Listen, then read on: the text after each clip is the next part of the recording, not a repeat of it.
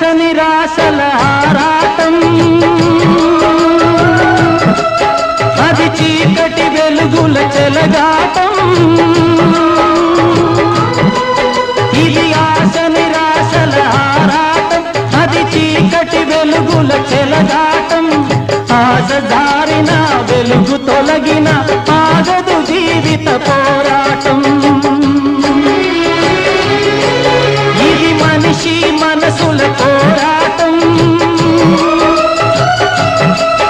అది ప్రేమ పెళ్లి చెలగాటం.